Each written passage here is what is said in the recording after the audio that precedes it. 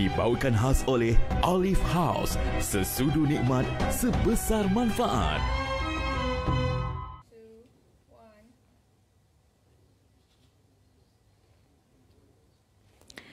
A'udzubillahi minasyaitanirrajim. Bismillahirrahmanirrahim. Assalamualaikum warahmatullahi wabarakatuh. Alhamdulillah, muslimin muslimat yang dirahmati Allah sekalian.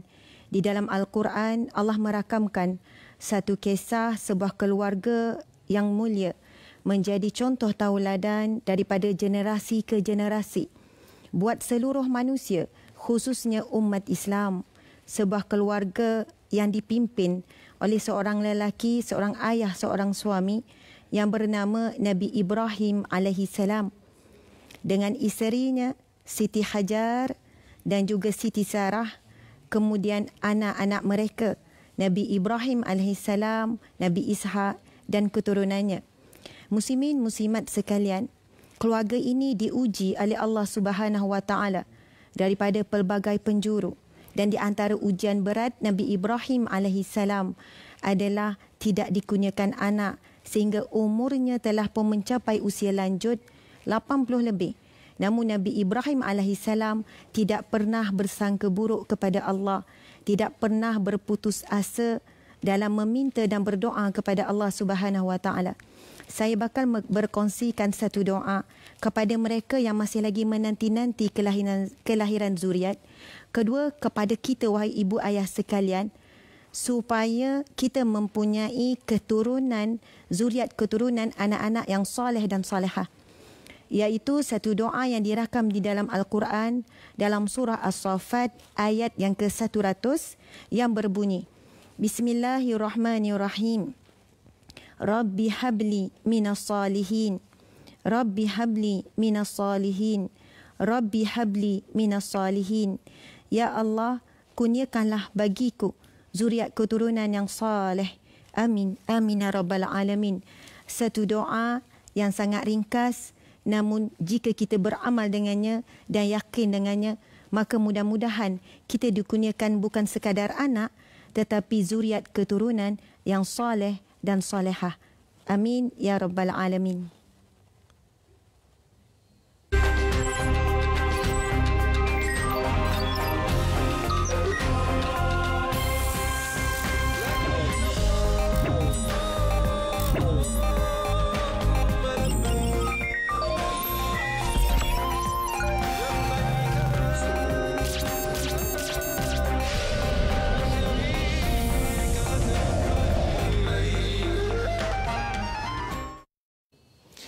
Assalamualaikum warahmatullahi wabarakatuh. Apa khabar semua penonton di rumah, Pak Long, Mak Long, adik kakak, Cik Man, harapkan semuanya berada di dalam keadaan sihat walafiat. Selamat kembali ke pentas Salam Baitullah 2020, suatu kerinduan yang dibawa khas oleh penaja kita Olive House, sesudu nikmat sebesar manfaat. Jadi insya-Allah hari ini kita akan membincangkan suatu topik yang berkenaan dengan wanita dan kewanitaan, perjuangan seorang wanita, iaitu pengorbanan Siti Hajar. Okey. Jadi walau macam mana pun kita insya-Allah akan membincangkan lebih banyak, dan jangan lupa untuk menghubungi kami di studio dengan talian 0322829841 ya. Jadi kita nak berkongsi banyak perkara dan isu berkenaan dengan wanita. Jadi sebelum itu kita akan umumkan untuk pemenang kuis soalan terkumpul dan soalan harian semalam. Jadi siapa yang tak dapat hadiah tu, malam ni kena tengok untuk episod ke-8. Jangan lepaskan peluang ini. Saksikan.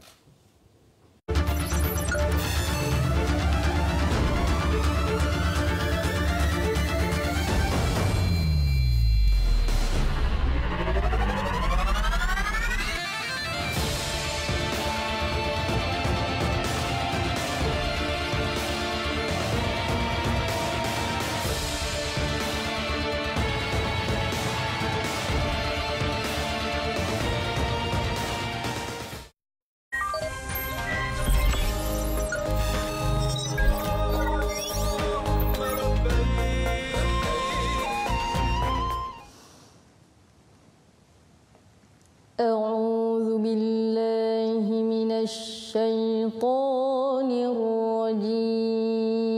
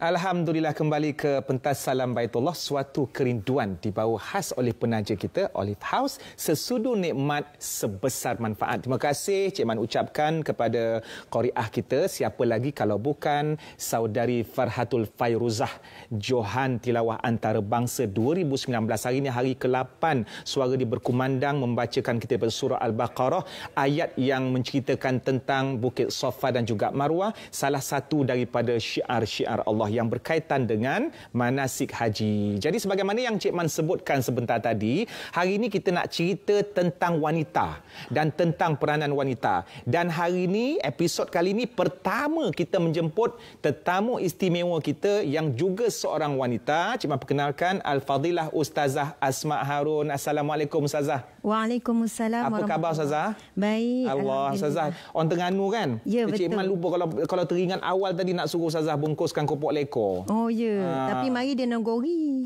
Datang daripada Nogori. Datang daripada Nogori dah? Ya. Maknanya saya lah yang kena bawa masalah mak cili api ni. Ya, betul.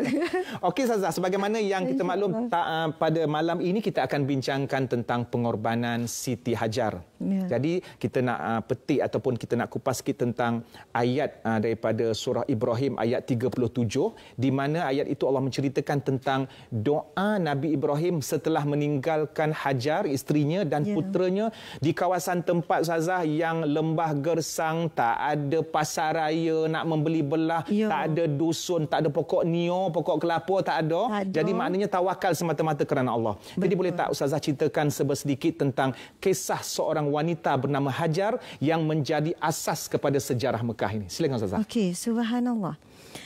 A'udzubillahi minasyaitanirrajim. Bismillahirrahmanirrahim.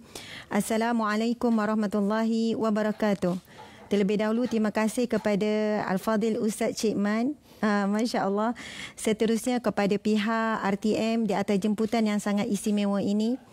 Alhamdulillah, muslimin muslimat, para penonton yang berada di rumah, ibu ayah serta anak-anak sekalian, walau di mana pun anda berada, tajuk pada malam ini kita bakal mengupas berkenaan dengan manusia, nama-nama manusia yang paling kerap disebut apabila tibanya bulan Zulhijjah. Biasanya akan disebut tentang 4 orang nama ni. Yang pertama Nabi Ibrahim AS, yang kedua Siti Hajar, yang ketiga Nabi Ismail AS, kemudian yang keempat iaitu Siti Sarah.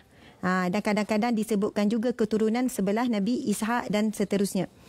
Jadi pada malam ini kita akan fokus kepada kisah seorang wanita yang begitu hebat dari sudut perjuangan, pengorbanan, kesetiaan, keimanan, ketakwaan dan sebagainya. Masya Allah, tawakalnya yang begitu hebat. Yang diberi nama Siti Hajar. Dan hebatnya wanita ini dirakam di dalam Al-Quran kisah pengorbanannya. Dan sebagaimana yang Cik Man sebut tadi, ia menjadi satu sejarah kepada kiblat kita hari ini, iaitu Kaabah. Ia menjadi satu sejarah permulaannya air Zam-Zam yang telah subur, yang telah mengalir daripada sekian generasi ke generasi. Masya Allah, Allahu Akbar.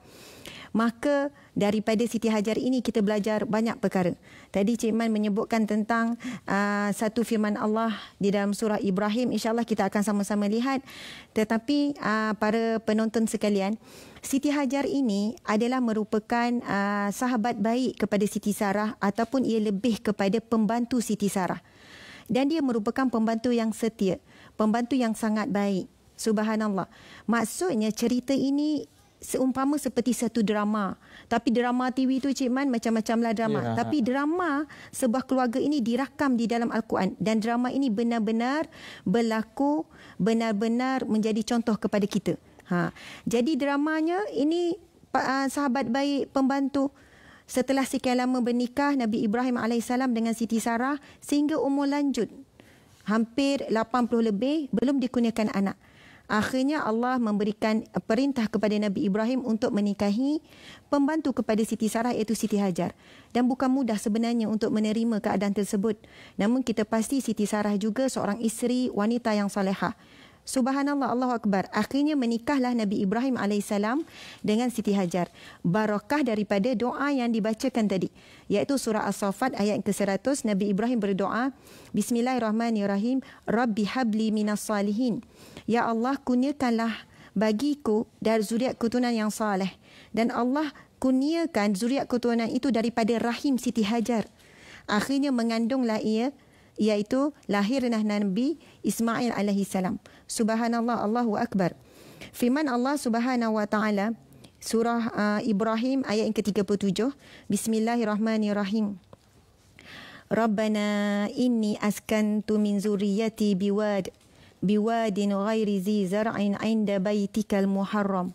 Rabbana liyuqimus salata faj'al af'idatan minan nas tahwi ilaihim warzuqhum minas samarati la'allahum yashkurun. Sadaqallahul azim. Apabila kita membacakan terjemahan daripada ayat ini, kita akan merasakan betapa Nabi Ibrahim alaihissalam redha dengan perintah Allah untuk meninggalkan anak dan isterinya yang masih kecil baru saja dilahirkan dengan melantunkan doa ini. Apakah yang dimaksudkan daripada ayat Al-Quran ini? Bismillahirrahmanirrahim. Wahai Tuhan kami, sesungguhnya aku telah menempatkan sebahagian dari zuriat keturunanku di sebuah lembah, yakni tanah suci Mekah, yang tidak ada tanaman padanya, di sisi rumahmu yang diharamkan dicerobohinya. Wahai Tuhan kami, mereka ditempatkan di situ supaya mereka mendirikan salat dan memakmurkannya dengan ibadah. Oleh itu, jadikanlah hati sebahagian daripada manusia tertarik gemar kepada mereka, supaya datang beramai-ramai ke situ dan kurniakanlah rezeki kepada mereka dari pelbagai jenis buahan dan hasil tanaman. Semoga mereka bersyukur. Muslimin muslimat sekalian, sebagai kesimpulan bagi pusingan ini, hasil daripada kesabaran Siti Hajar, hasil daripada perjuangan dan pengorbanannya, Allah kurniakan apa? Mata air yang tidak pernah terputus hingga saat ini, iaitu air Zam-Zam.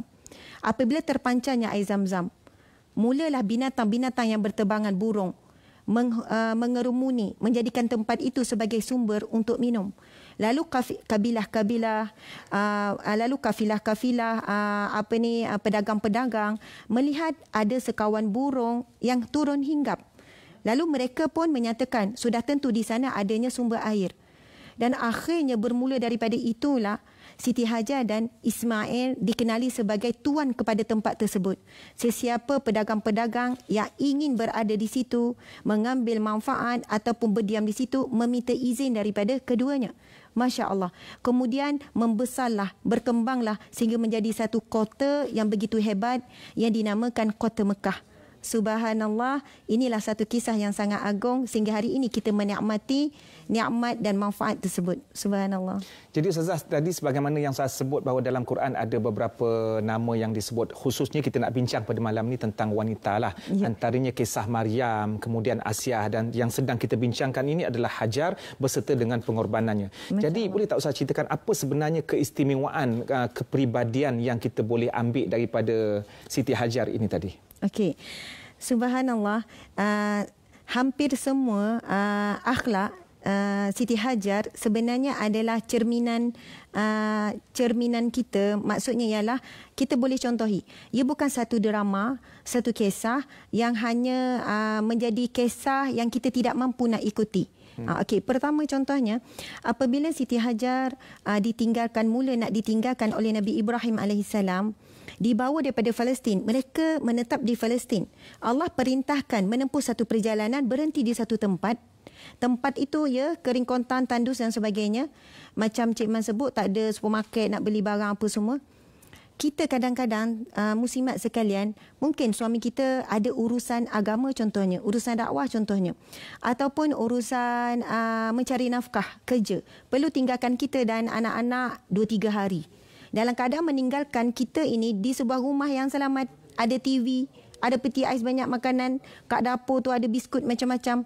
Itu pun kadang kita tidak mampu nak terima. Maksudnya kita akan bertanya, bang betul ke awak ni lamanya 1 minggu? Takkan lagi ni, takkan bos awak tak timbang sekian-sekian? Awak ni nak pergi buat kerja dakwah, nak pergi ni 3 hari, susah saya nak jaga anak. Dalam keadaan kita ada semuanya. Bukan tidak ada.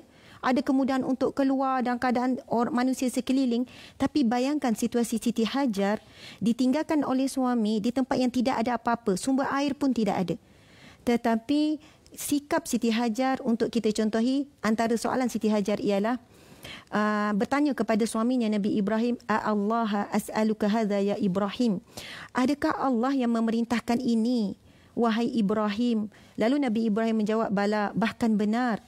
Lalu apa jawapan Siti Hajar? Innallaha la yudayyi'una. Sesungguhnya Allah tidak akan menyia-nyiakan kami. Subhanallah, Allahu Akbar. Jadi sikap yang pertama Siti Hajar sebagai seorang wanita yang salihah, dia boleh petikaikan banyak perkara. Biar betul, takkanlah tempat macam ni tinggallah bawah ada pokok ke. Dia tidak mempetikaikan apabila dia tahu itu adalah satu perintah daripada Allah. Yang kedua, Siti Hajar bila ditinggalkan di kawasan yang begini kan Cik Man, maksudnya kita boleh faham bagaimana kedudukan keadaan nafkah Nabi Ibrahim kepada Siti Hajar. Mungkin boleh bertanya, wahai Ibrahim, bukankah kamu yang bertanggungjawab memberi nafkah kepadaku? Bukankah kamu bertanggungjawab untuk memeliharaku, untuk menjagaku? Aku bimbang ni, kesejukan malam nak tidur mana, subhanallah. Maka Siti Hajar ketika ini benar-benar menjadi isteri yang redha dan dia menggantungkan segalanya kepada Allah, yakin Allah ya Hafiz yang akan menjaga, Allah ya Razak akan beri rezeki dan sebagainya.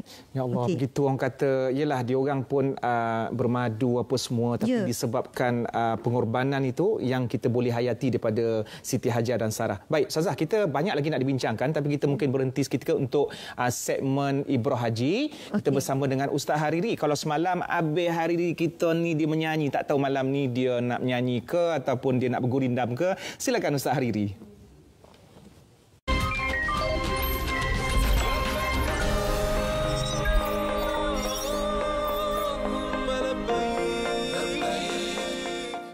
Assalamualaikum warahmatullahi wabarakatuh. Apa khabar semua? Mudah-mudahan semua kita dalam keadaan sihat sejahtera. Baik, segmen ini seperti biasa saya akan kongsikan tentang infografik Haramain. Pastinya ia telah disediakan oleh tim grafik RTM yang telah memudahkan kefahaman anda. Kalau tak ada mereka, hampa pun tak faham kan? Baik, kali ini saya akan kongsikan tentang satu ibadah yang kita lakukan di Makkatul Mukarramah, iaitu dinamakan sebagai tempat sa'i, ibadah sa'i. Lokasinya adalah Safa ke Marwah. Baik, tempat sa'i ini dikenali sebagai mas'ah yang mempunyai sejarah yang panjang dan telah lama berlangsung dalam peristiwa Siti Hajar dan juga anaknya Nabi Ismail alaihissalam, yang mana pada waktu itu Siti Hajar mencari-cari air sehingga kan ia terjumpa pancutan air Zam-Zam keluar daripada lokasi tempat sa'i tersebut. Safa merupakan sebuah bukit yang tinggi. Kedudukannya adalah di sebelah selatan Masjidil Haram. Manakala permulaan kepada Safa inilah permulaan kita melakukan sa'i. Dan Marwah pula adalah lokasi bukit di sebelah ujung di antara Safa dan Marwah, namun berdekatan dengan Kaabah yang bersambung dengan binaan Masjidil Haram selepas diperbesarkan. Namun pada tahun 1428 Hijri atau 2007 Masihi, Kerajaan Arab Saudi telah memperbesarkan kawasan sa'i ini ataupun Mas'ah ini menjadi 3 tingkat dan diperbesarkan untuk menampung jemaah yang ramai. Dan kemudian diruntuhkan bangunan yang lama dan dibinalah dalam keadaan yang selesa pada waktu ini. Mesti anda tertanya-tanya, berapa jarak antara Safa dan Marwah? Nampak macam pendek tapi boleh tahan juga. Kalau kita nak melihat jarak di antara Safa ke Marwah, ia adalah jaraknya 420 meter. Jadi jemaah akan bermula di tempat sa'i pertama Safa ini dan akan mula berlari-lari. Ya, berlari-lari anak sampailah ke Marwah 420 meter. Kemudian melalui 7 pusingan. Selepas ia melalui 7 pusingan, jumlahnya adalah, ini kita belajar matematik sikit, sejauh 2,940 meter ataupun hampir 3 kilometer. Tuan-tuan bayangkan, subhanallah, kita berlari anak dalam keadaan kita sa'i 3 kilometer dalam keadaan tempat yang selesa, penghawa dingin. Tetapi bagaimana Siti Hajar berlari-lari anak untuk mencari air bagi kehausan anaknya, iaitu Nabi Ismail alaihissalam. Dan kalau kita perhatikan, luasnya adalah sebanyak 3,945 meter dikali dengan 20 meter, luas perseginya adalah 7,890 meter persegi untuk satu tingkat dan dihitung keseluruhan tingkat ini berjumlah 15.780 meter persegi. Kawasan sa'i ini begitu selesa, ia berbumbung, maknanya tidak panas seperti mana kita bertawaf dan dia berlantaikan marmar yang sejuk. Namun kita tidak dibenarkan untuk memakai selipar ataupun penutup kaki kita dan kita berlari dengan kaki ayam sejauh 3 kilometer. Dan apabila kita rasa penat, biasalah lagi 3 minit tak boleh jogging, kita penat, kita boleh berhenti di perhentian. Namun tidak ada macam RNR di Malaysia ini, adanya tong-tong air zam-zam yang boleh kita minum bagi kita melegakan tekak kita maupun kita meningkatkan stamina kita untuk menyambung sa'i hinggalah habis 7 pusingan. Dan di Safa ini terdapat juga tangga yang berada di atas dan di atas ini ada mempunyai jambatan yang mana sekiranya ada orang daripada luar nak pergi ke Masjidil Haram, ia tidak perlu melalui kawasan sa'i dan Marwah ini dan tidak mengganggu orang yang sedang melakukan ibadah sa'i. Dan lantainya pula adalah menuju satu arah, sa'i ini menuju ke arah Marwah dan satu lagi menuju ke arah Safa. Maknanya satu hala menuju ke Marwah, satu hala menuju ke Safa. Dan di tengah-tengahnya pula ada laluan untuk bagi mereka warga emas, orang kurang upaya yang perlu menggunakan kenderaan yang dibantu oleh petugas-petugas di Masjidil Haram. Dan bagi jemaah lelaki, kalau kita perhatikan ada lokasi lampu berwarna hijau. Lampu berwarna hijau di antara permulaan Safa dan Marwah ini ada lampu berwarna hijau dan disunatkan untuk kita berlari-lari anak di tanda berwarna hijau tersebut. Dan inilah keadaan sa'i ataupun lokasi tempat para jemaah melakukan ibadah sa'i.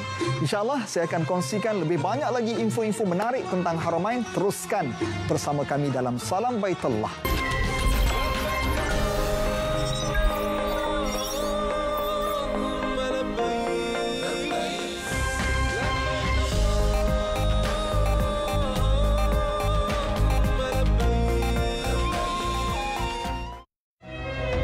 Olive House, sesudu nikmat sebesar manfaat. Mulakan hari keluarga anda dengan buat senaman. Ramai tanya, apakah rahsia nenek kekal ligat? Ini sebenarnya rahsia nenek dan keluarga kekal bersemangat. Dengan pati minyak zaitun asli Olive, sesudu pagi dan malam. sesudu nikmat sebesar manfaat. Olive House, sesudu nikmat sebesar manfaat.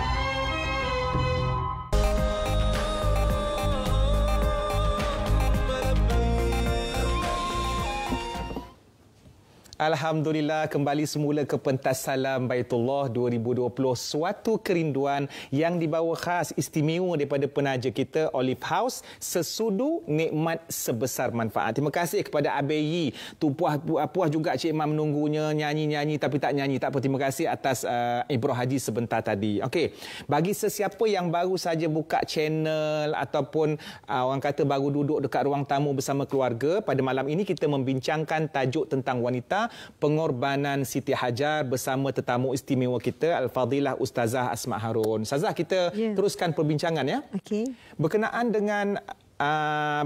dengan isu wanita yang sekarang ni moden, kita tengok ada yang wanita besi, kita kata istilah wanita besi ya, bukan Iron Man ke tak. Mereka bekerja, suami bekerja, kadang-kadang suami pun minta isteri bekerja, dua-dua tak ada rumah. Tapi bila balik rumah, isteri meneruskan perjuangan dia menyambung menguruskan anak-anak.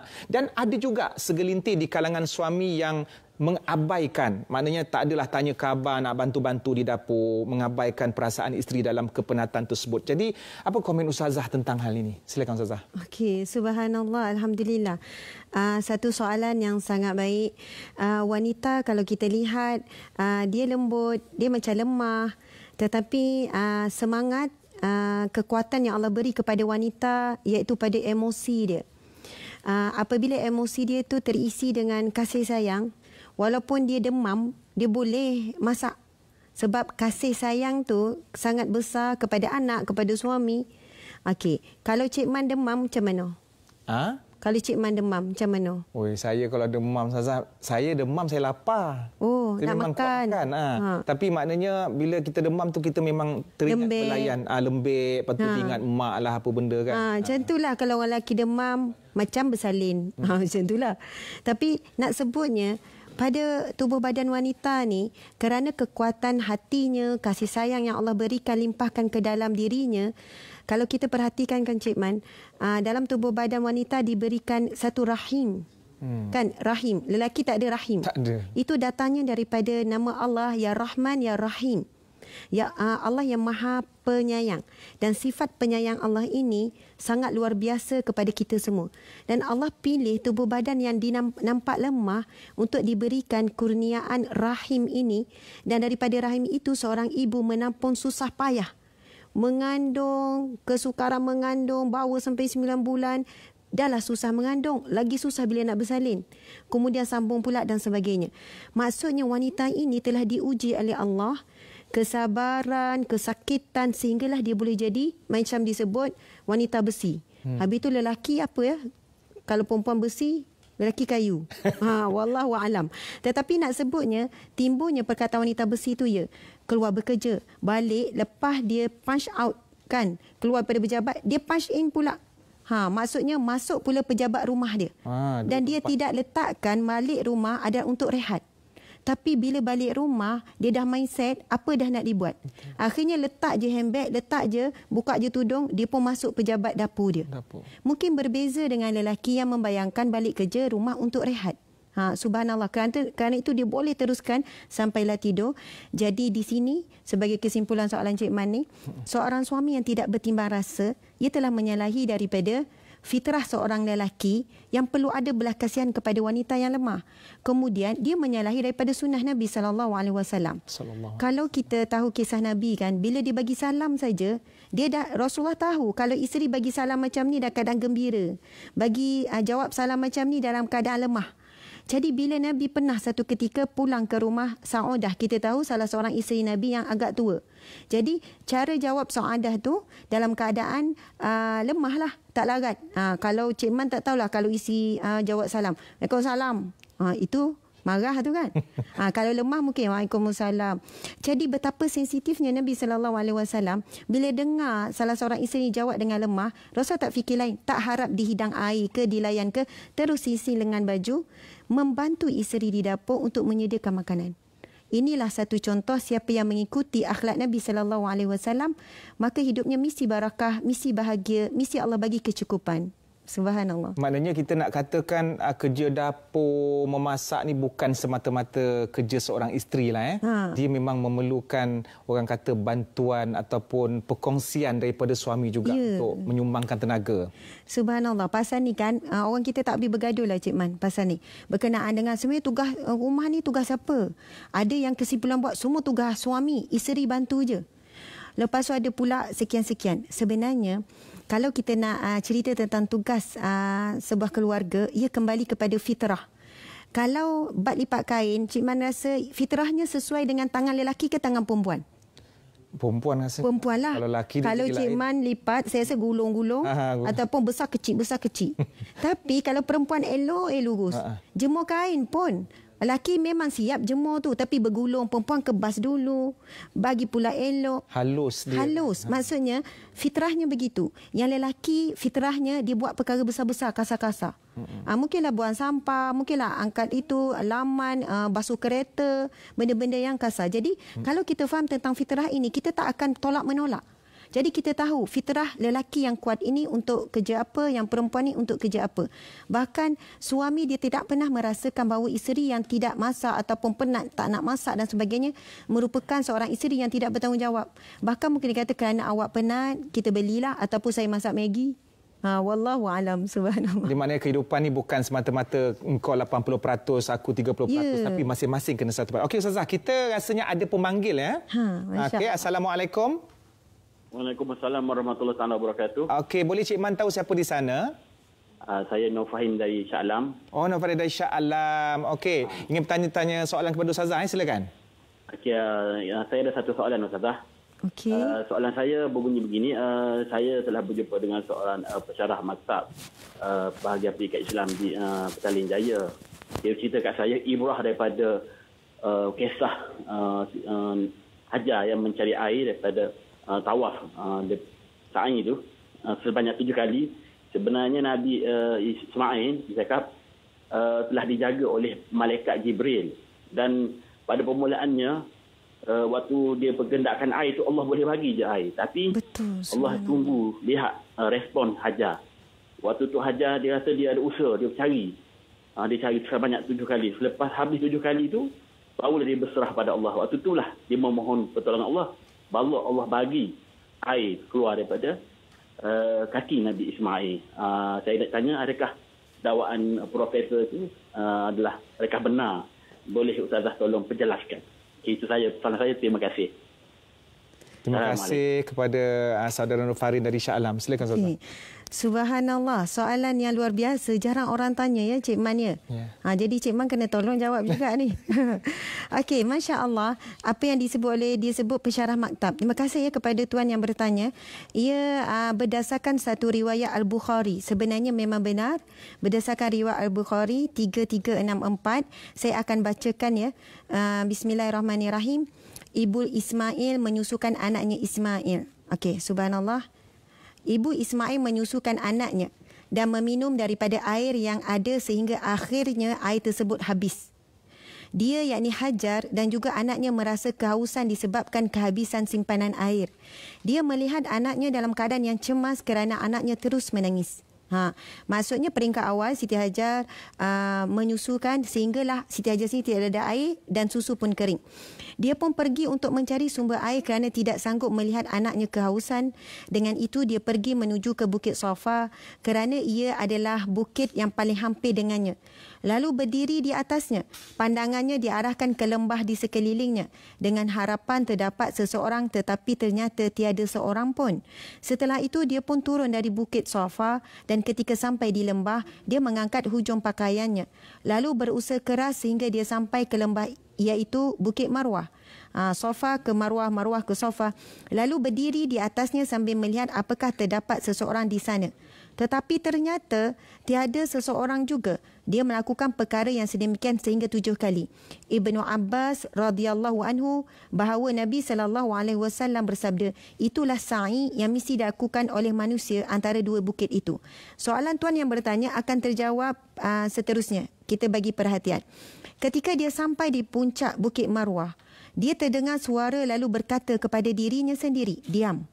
Maksudnya, ketika berada di puncak Bukit Marwah, Siti Hajar terdengar ada satu suara, tetapi dia menyebut diam sebab dia dah cek berapa kali ulang tak ada manusia.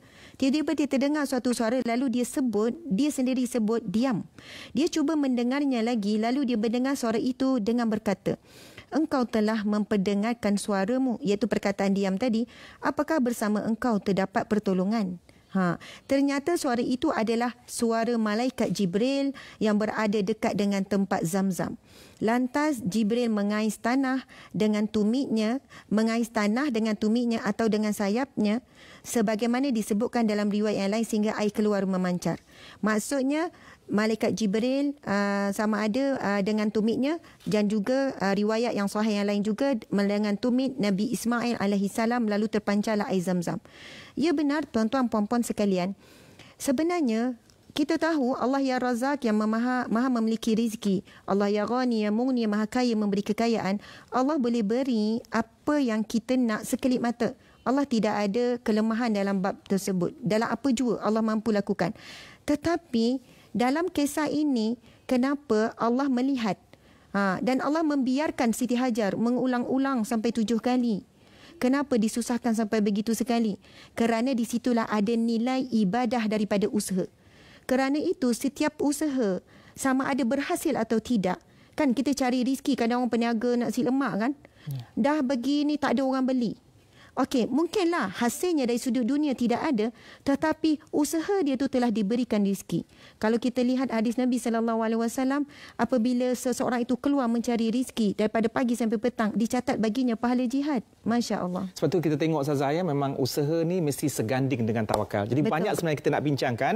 Apa kata kita berhenti rehat seketika, jangan lupa untuk kembali ke Salam Baitullah, suatu kerinduan.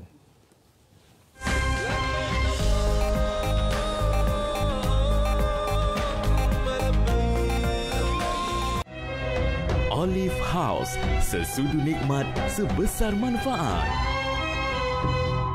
Mulakan hari keluarga anda dengan Buat senaman. Ramai tanya, apakah rahsia nenek kekal ligat? Ini sebenarnya rahsia nenek dan keluarga kekal bersemangat. Dengan pati minyak zaitun asli Olive, sesudu pagi dan malam. sesudu nikmat sebesar manfaat. Olive House, sesudu nikmat sebesar manfaat.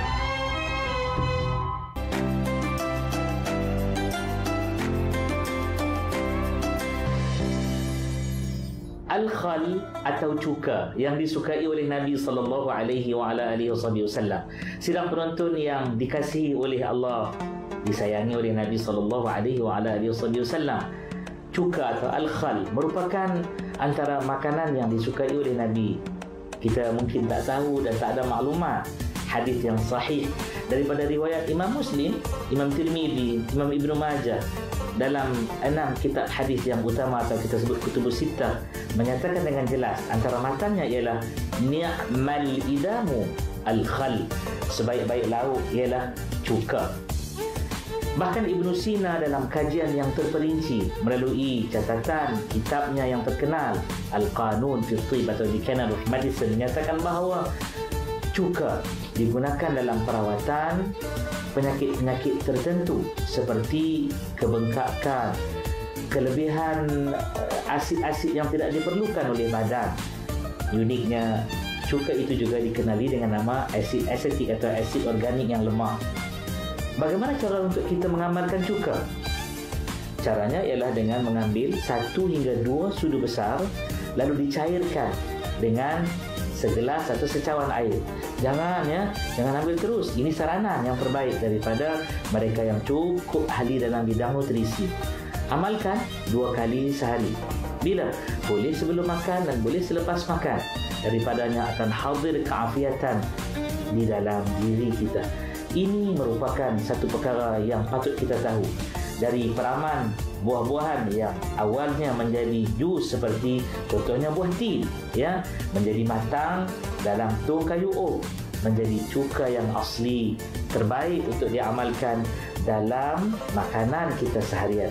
Jadi beramal dengan sunnah hidup kita juga akan sentiasa afiat. Wassalamualaikum warahmatullahi wabarakatuh.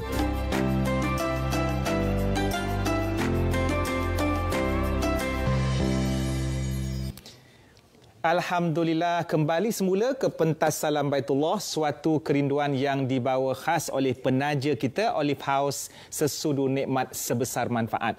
Jadi sebelum kita meneruskan perbincangan kita tentang topik hajar pada malam ini dengan Ustazah Asma Harun, maka kita akan berada sekarang di segmen Khabar Tanah Suci, dan bersama Cik Man sekarang ini ialah Tuan Haji Wan Lokman Muhammad Fisol yang merupakan bekas wartawan haji pada tahun 2012. Assalamualaikum Tuan Haji.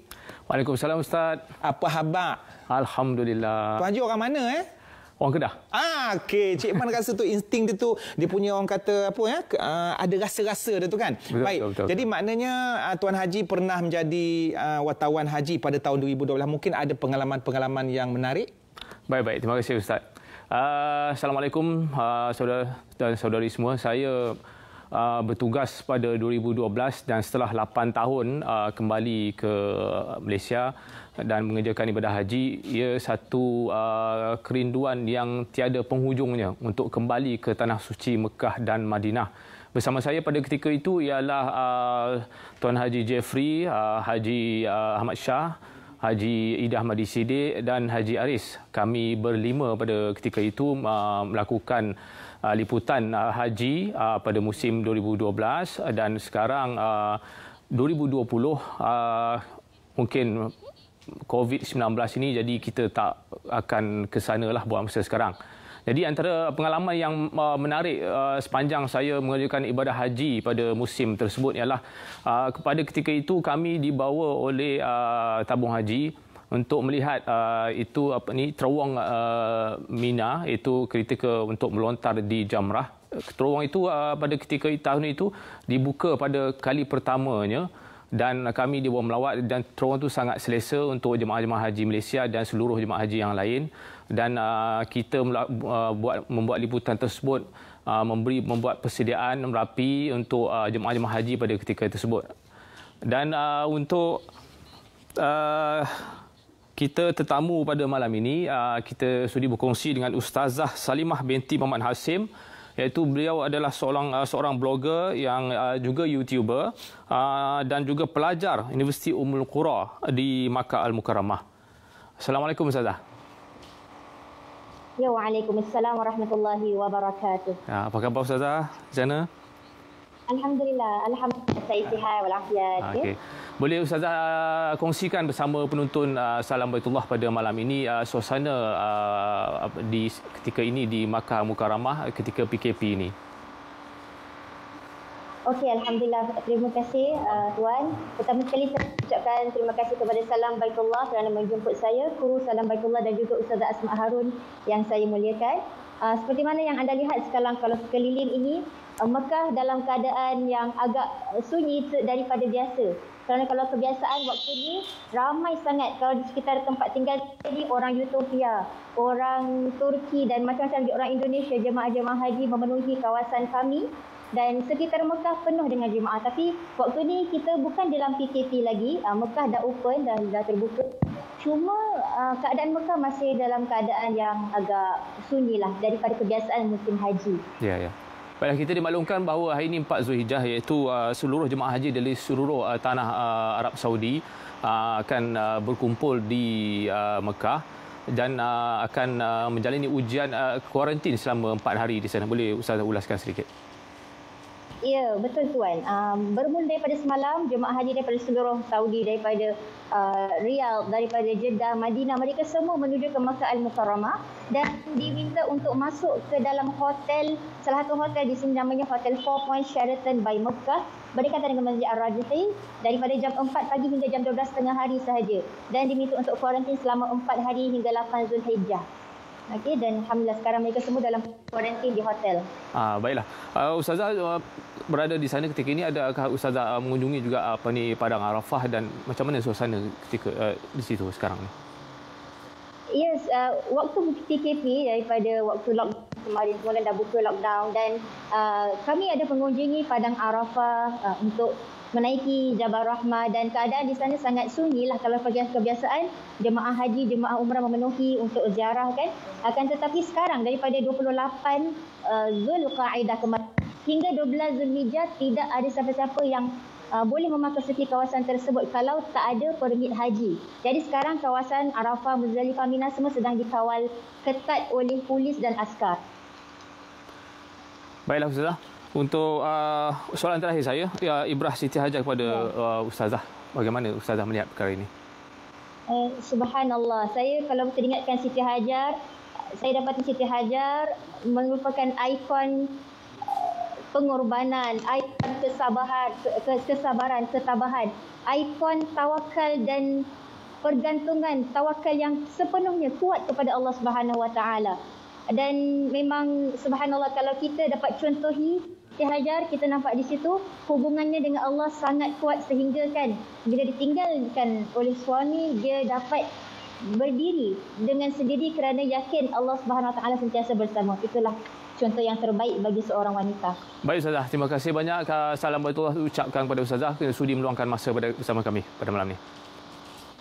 Sama-sama, terima kasih juga. Baiklah, kita kembali bersama Ustaz Azman selepas ini. Silakan Ustaz. Terima kasih Tuan Haji, kita terubat kerinduan kan hasil daripada temu bola antara Tuan Haji tadi. Dan Cik Man nak pesan di sini jangan lupa ya kepada penonton-penonton di rumah, peluang untuk memenangi hadiah-hadiah kuis jangan lupa untuk like Facebook Salam Baitullah. Okey, sebelum meneruskan perbincangan, apa kata kita tarik nafas dulu, kita berhenti rehat seketika tapi jangan lupa untuk kembali ke Salam Baitullah, suatu kerinduan.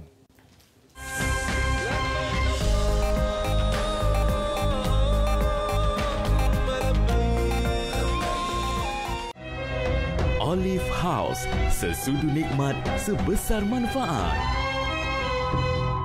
Mulakan hari keluarga anda dengan Buat selamat! Ramai tanya, apakah rahsia nenek kekal ligat? Ini sebenarnya rahsia nenek dan keluarga kekal bersemangat. Dengan parti minyak zaitun asli Olive, sesudu pagi dan malam. sesudu nikmat sebesar manfaat. Olive House, sesudu nikmat sebesar manfaat.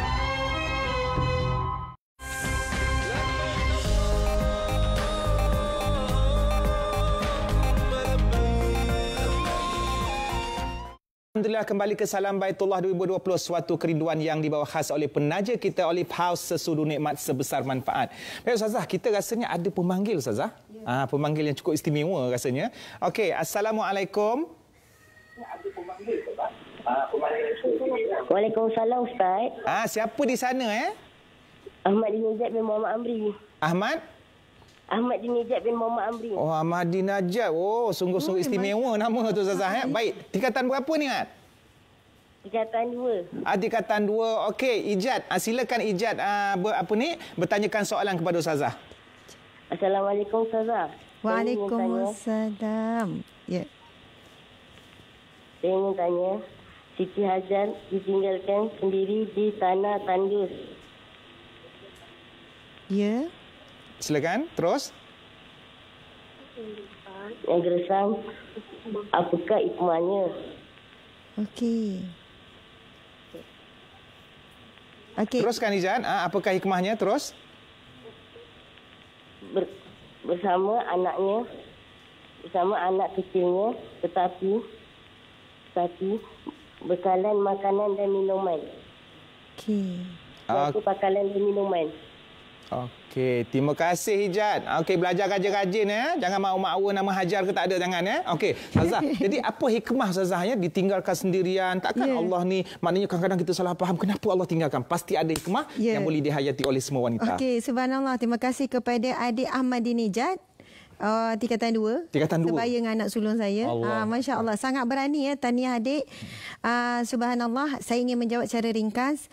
Pertama, di sinilah Allah melatih sifat tawakal. Dan apa itu tawakal? Antaranya disebutkan oleh Imam Ibn Qayyim tentang tawakal. Tawakal merupakan separuh daripada agama. Separuh yang kedua adalah inabah, iaitu kembali kepada Allah. Okey, sesungguhnya agama itu adalah meminta pertolongan. Dalam tawakal itu meminta pertolongan dan ibadah. Inabah itu kembali kepada Allah, maksudnya ibadah. Maka tawakal adalah meminta pertolongan dan inabah adalah ibadah. Okey, sikit lagi.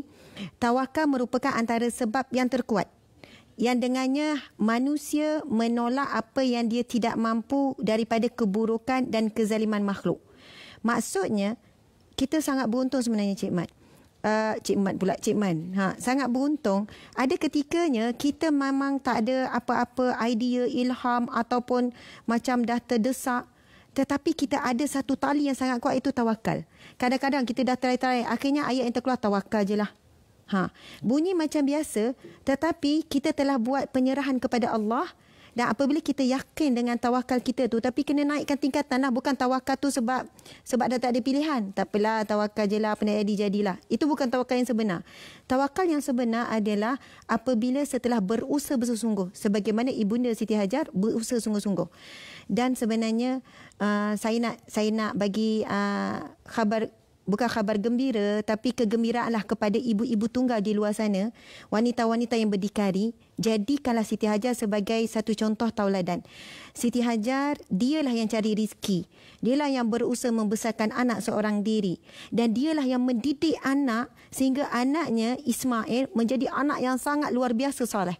Maksudnya di sini seorang wanita bila ada ilmu, ada iman, ada taqwa, ada hati yang baik, tetap bersangka baik dengan Allah, tetap bersangka baik kepada suami yang tinggalkan, jumpa jarang-jarang daripada Palestin ni, datang ziarah, berapa tahun sekali datang, tapi tetap bersangka baik. Subhanallah, akhirnya terbukti tetap boleh membesarkan anak dengan baik dan anak itu menjadi anak yang soleh. Allahu Akbar, subhanallah. Itulah di antara ibrah yang kita boleh ambil. Itu hadiah ataupun orang kata anugerah buat wanita di luar sana daripada kisah ini. Ustazah, kita tahu satu hadis yang menunjukkan bahawa sebenarnya orang perempuan ni senang je nak masuk syurga. Bukanlah Cik Man kata kena duduk celah dapur, tak. Tapi kalau duduk di rumah, puasa, semayang, taat pada suami, dakhalat min ayyi abwabil jannah syi'ti. Maknanya syaat.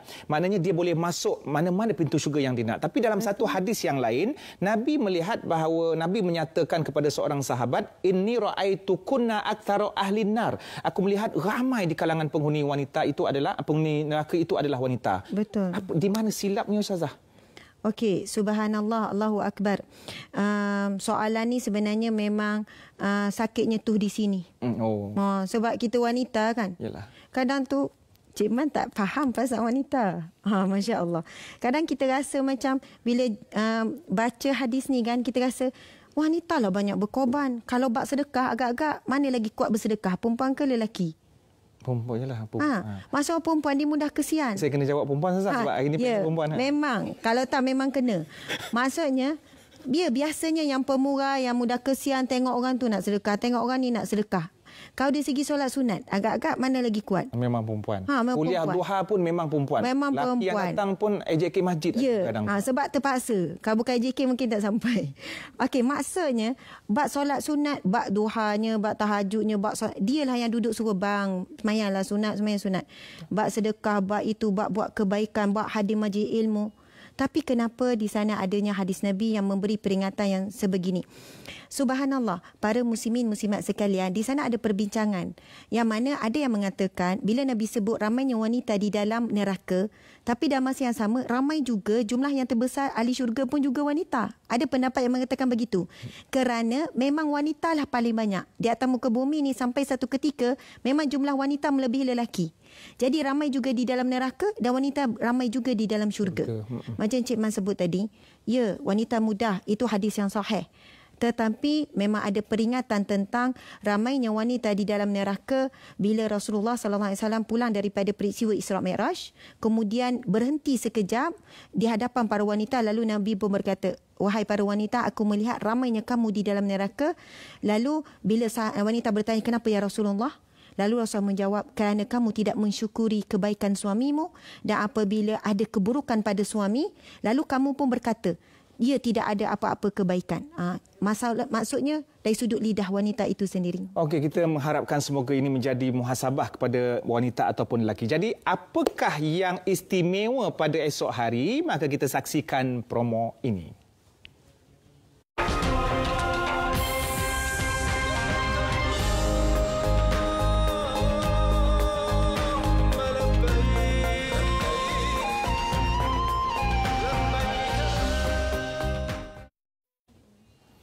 Jadi jangan lupa bersama Salam Baitullah esok bersama Ustaz Ilyas Ismail dan banyak lagi kupasan-kupasan ilmu. Jadi Ustazah, kita berada di penghujung rancangan lah. Setiap permulaan itu sudah pasti ada pengakhirannya. Mungkin Ustazah boleh bagi orang kata tips bagaimana ingin membentuk keluarga bahagia khususnya dari persepsi dan kedudukan seorang wanita itu. Silakan Ustazah.